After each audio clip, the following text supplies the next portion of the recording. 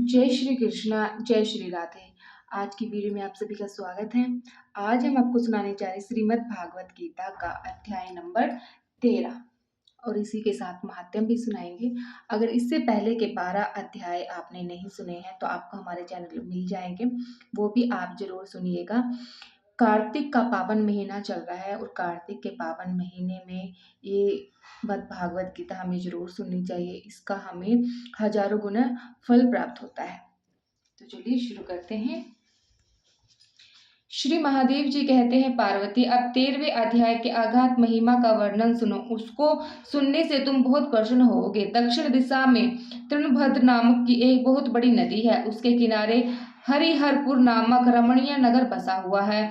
वह हरिहर नाम से साक्षात भगवान शिव जी विराजमान है, जिनके दर्शन मात्र से परम कल्याण की प्राप्ति होती है। हरिहरपुर में हरि दक्षित नामक एक अक्षत्रिय ब्राह्मण रहते थे, जो कि तपस्या और स्वाध्याय में समृद्ध तथा वेदों के प्राग्रामी विद्वान थे। उनकी एक स्त्री थी जिसे लोग दुराचारी कहकर पुकारते थे। इसके नामक के अनुसार ही उसके कर्म भी थे। वह सदा पति को कुवचिता कहलाती थी। उसने कभी भी उनके साथ शयन नहीं किया। पति से संबंध रखने वाले जितने लोग घर पर आते उन सबको डांटती बताती और स्वयं कामनमस्त होकर निरंतर व्यभिचारिणी के साथ रमण किया करती थी। एक दिन नगर को इधर उधर आते जाते हुए पूर्ववासियों से भरा देख उसने निर्जल एवं दुर्गम वन में अपने लिए संकेत स्थान बना लिया। एक समय रात में किसी कामी को ना पाकर वह घर के किवाड़ खोल नगर से बाहर संकेत स्थान पर चली गई। उस समय उसका चित्त काम से मोहित हो रहा था। वह एक एक कुंज में तथा प्रत्येक वृक्ष के नीचे जा जाकर किसी प्रियतम की खोज करने लगी, किंतु उन सभी स्थानों पर उसका परिश्रम व्यर्थ गया। उसे प्रियतम का दर्शन नहीं हुआ। तब वह उस वन में नाना प्रकार की बातें कहकर विलाप करने लगी। चारों दिशाओं में घूम घुमाकर वियोजनित विलाप करते हुए उस स्त्री की आवाज सुनकर कोई सोया हुआ बाघ जाग उठा और उछलकर उस स्थान पर पहुंचा जहां वह रो रही थी। उधर वह भी उसे आता देखकर किसी प्रेमी के अंश से उसके सामने खड़ी होने के लिए ओर से बाहर निकल आई। उसी समय वेग से आकर उस नख रूपणी बाणों के प्रहार से पृथ्वी पर गिरा दिया। इस अवस्था में भी वह कठोर वाणी में चिल्लाती हुई पूछ बैठी, अरे बाघ, तू किस लिए मुझे मारने को यहाँ आया है? पहले इन सारी बातों को बता, फिर मुझे मारना। उसकी आवाज सुनकर प्रचंड पराक्रमी वृग क्षण भर के लिए उसे अपने ग्रास बनाने से रुक गया और हंसता हुआ बोला, दक्षिण देश में मलबहा नामक एक नदी है। उसी के तट पर मणिपुर नगरी बसी हुई है। वह पंचल नामक प्रसिद्ध साक्षात भगवान शंकर निवास करते हैं। उसी नगर में ब्राह्मण कुमार होकर रहता था। नदी के किनारे अकेला बैठा रहता था और जो यज्ञ के अधिकारी नहीं है उन लोगों से भी यज्ञ कराकर उनका अन्न खाया करता था। इतना ही नहीं, धन के लोभ में मैं सदा अपने वेद पीठ के फल को भी बेच दिया करता था। मेरा लोभ यहाँ तक बढ़ गया था कि अन्य भिक्षुकों को गालियां देकर हटा देता और स्वयं दूसरों को नहीं देने योग्य धन भी बिना दिए ही हमेशा लिया करता था। ऋण लेने के बहाने में सब लोगों को छला करता था।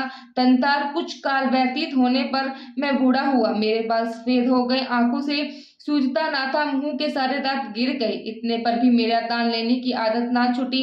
पूर्व आने पर प्रतिग्रह के लोभ में हाथ में कुश ले तीर्थ के समीप चला जाया करता था। तत्पश्चात जब मेरे सारे अंग स्थिर हो गए तब एक बार मैं कुछ धूर्त ब्राह्मणों के घर पर मांगने खाने के लिए गया। उसी समय मेरे पैरों में कुत्ते ने काट लिया। तब मैं मूर्छित होकर क्षण भर में पृथ्वी पर गिर पड़ा। मेरे प्राण निकल गए। उसके बाद मैं इसी वृग योनि में उत्पन्न हुआ। तब से इस दुर्गम वन में रहता हूँ तथा अपने पूर्व पापों को याद करके कभी धर्मात्मा महात्मा यति साधु पुरुष तथा सती स्त्रियों को मैं नहीं खाता। पापी दुराचारी तथा कुलटा स्त्रियों को मैं अपना भक्षक बनाता हूँ। अतः कुलटा होने के कारण तो अवश्य ही मेरा ग्रास बनेगी। यूं कहकर वह अपने कठोर नखों से उसके शरीर के टुकड़े टुकड़े करके खा गया।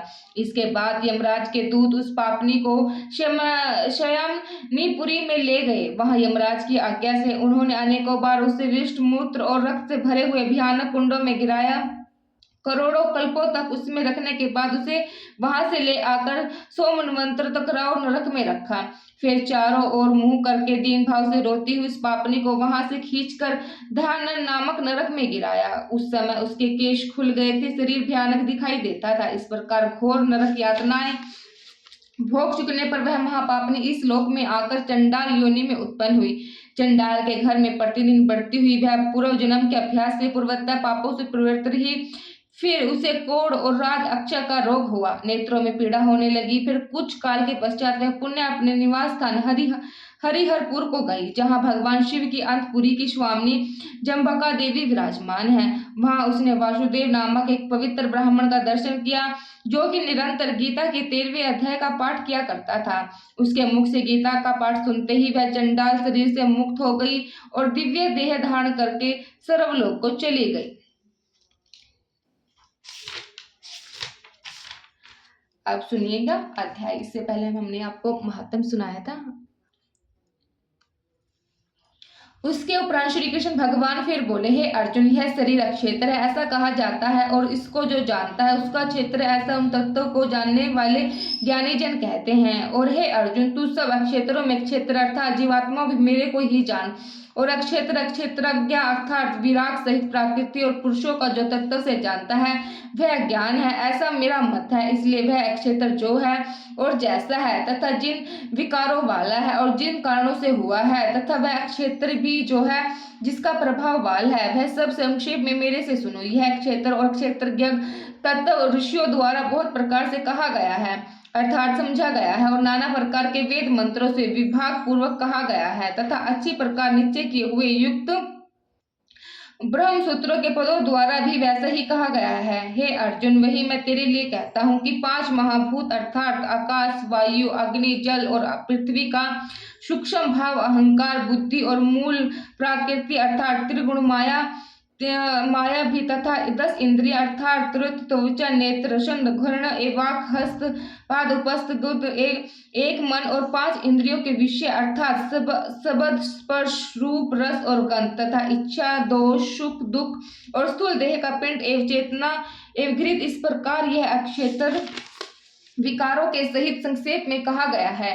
हे अर्जुन, श्रेष्ठता के अभिमान का अभाव, दम चारण का अभाव, प्राण मात्र को भी किसी प्रकार भी ना सताना और अक्षमा भाव तथा मन वाणी की सरलता, श्रद्धा भक्ति रहित सहित गुरु की सेवा, बाहर भीतर की शुद्धि, अंतःकरण की स्थिरता, मन और इंद्रियों सहित शरीर की निग्रह, इस लोक और परलोक के संपूर्ण भोगों में आसक्ति का अभाव और अहंकार का भी अभाव, एवं जन्म, मृत्यु, जरा और रोग आदि में दुख दोषों को बारंबार विचार करना, पुत्र, स्त्री, घर और धन आदि में आसक्ति का अभाव और ममता का न होना, तथा प्रिय अप्रिय की प्राप्ति में सदा ही चित्त का सम रहना अर्थात मन की अनुकूल तथा प्रतिकूल की प्राप्ति होने पर हर्ष, शोक आदि विकारों का न होना, मुझे परमेश्वर में एक ही भाव से स्थित रूप ध्यान योग के द्वारा अव्यभिचारिणी भक्त तथा एकांत और शुद्ध देश में रहने का स्वभाव, और विशेषयुक्त मनुष्य के समुदाय में प्रेम का न होना, तथा आध्यात्मिक ज्ञान में नित्य स्थिति और तत्व ज्ञान की अर्थ रूप परमात्मा को स्वतः देखना, यह सब तो ज्ञान है, और जो इसके विपरीत है वह अज्ञान है, ऐसा कहा है। हे अर्जुन, जो जानने योग्य है तथा जिसको जानकर मनुष्य परमानंद को प्राप्त होता है, उसी को अच्छी प्रकार कहूंगा। वह यदि रहित ब्रह्म अकथनीय होने से सत कहा जाता है और न असत ही कहा जाता है, परंतु वह सब ओर से हाथ पैर वाला एवं सब ओर से नेत्र, सिर और मुख वाला तथा सब ओर से श्रोता वाला, क्योंकि वह संसार में सबको व्याप्त करके स्थित है और संपूर्ण इंद्रियों के विषयों को जानने वाला है, परंतु वास्तव में सब इंद्रियों से रहित तथा आसक्ति रहित और गुणों से अतीत हुआ भी अपनी योग माया से सबको धारण पोषण करने वाला और गुणों को भोगने वाला है, तथा वह परमात्मा चराचर सब भूतों के बाहर भीतर परिपूर्ण है और चर अचर रूप भी वही है, और वह सूक्ष्म होने से अवज्ञ है तथा अति समीप में और दूर में भी स्थित वही है, और वह विभाग रहित एक रूप से आकाश के सुदर्शन परिपूर्ण हुआ भी चराचर संपूर्ण भूतों में पृथक पृथक के सुदर्शन स्थिति प्रतीत होता है, तथा वह जानने योग्य परमात्मा विष्णु रूप से भूतों को धरण पोषण करने वाला और रुद्र रूप से संहार करने वाला तथा ब्रह्म रूप से सबका उत्पन्न करने वाला है, वह ब्रह्म ज्योतिर्लिंग को भी ज्योति एवं माया से अति परे कहा जाता है तथा वह परमात्मा बोध स्वरूप और जानने के योग्य है एवं तत्व ज्ञान से प्राप्त होने वाला और सबके हृदय में स्थित है। हे अर्जुन, इस प्रकार अक्षेत्र तथा ज्ञान और जानने योग्य परमात्मा का स्वरूप संक्षेप में कहा गया है।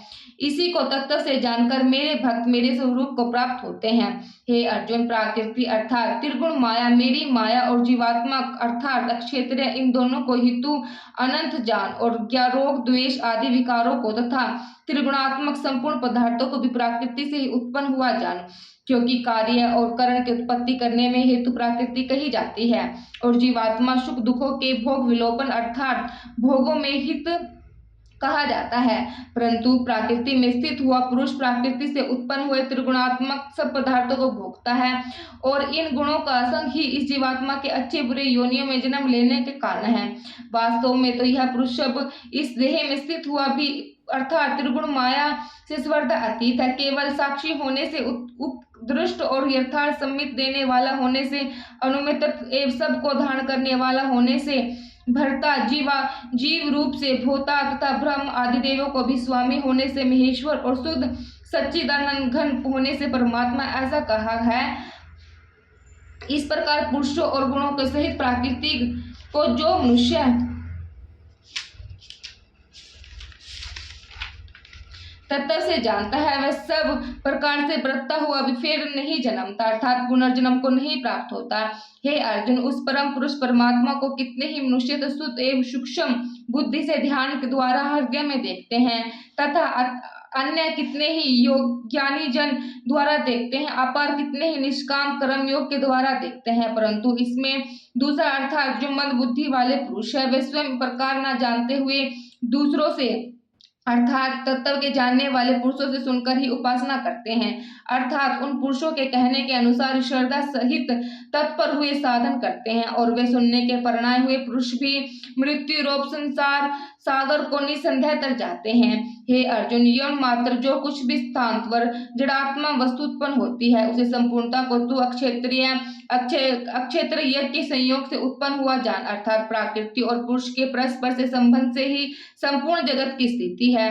वास्तव में तो संपूर्ण जगत नाशवान और क्षण भर के होने से अनित्य है। इस प्रकार जानकर जो पुरुष नष्ट होते हुए सब चराचर भूतों में नाश रहित परमेश्वर को समभाव से स्थित हुआ देखते हैं वही देखते हैं, क्योंकि वह पुरुष में समभाव से स्थित हुआ परमेश्वर को सामने देखता हुआ अपने द्वारा आपको नष्ट नहीं करता अर्थात शरीर का नाश होने से अपनी आत्मा का नाश नहीं करता, इससे परम गति को प्राप्त होता है। और जो पुरुष संपूर्ण कर्मों को सब प्रकार से प्रकृति ही किए हुए दिखता है अर्थात इस बात को तत्व से समझ लेता है कि प्रकृति से उत्पन्न हुआ संपूर्ण गुण ही गुणों में बरतता है तथा आत्मा को आकर्ता देखता है वह दिखाता है और यह पुरुष जिस काल में भूतों के न्यारे न्यारे भावों को एक परमात्मा के संकल्प के आधार से दिखता है तथा उस परमात्मा के संकल्प से संपूर्ण भूतों का विस्तार देखता है, उस काल में सच्चा घन ब्रह्म को प्राप्त होता है। हे अर्जुन, अनंत होने से और गुणातीत होने से यह अविनाशी परमात्मा शरीर में स्थित हुआ भी वास्तव में न करता और न ही लिप्यमान होता है। जिस प्रकार स्वर्ग व्याप्त हुआ भी आकाश सूक्ष्म होने के कारण लिप्यमान नहीं होता, वैसे ही स्वर्ग देह में स्थित हुआ भी आत्मा गुणातीत होने के कारण देह के गुणों से लिप्यमान नहीं होता। हे अर्जुन, जिस प्रकार एक ही सूर्य इस संपूर्ण ब्रह्मांड को प्रकाशित करता है उसी प्रकार एक ही आत्मा संपूर्ण अक्षेत्र को प्रकाशित करता है अर्थात नित्य बोध स्वरूप एक आत्मा ही सत्य से संपूर्ण जड़ वर्ग प्रकाशित होता है। इस प्रकार अक्षेत्रीय और अक्षेत्रीय भेदों को तथा विकार रहित सहित प्रकृति से छूटने के उपाय को जो पुरुष ज्ञान नेत्रों द्वारा तत्व से जानता है वे महात्मा जनपार ब्रह्म परमात्मा को प्राप्त होता है। जय श्री कृष्ण, जय श्री राधे।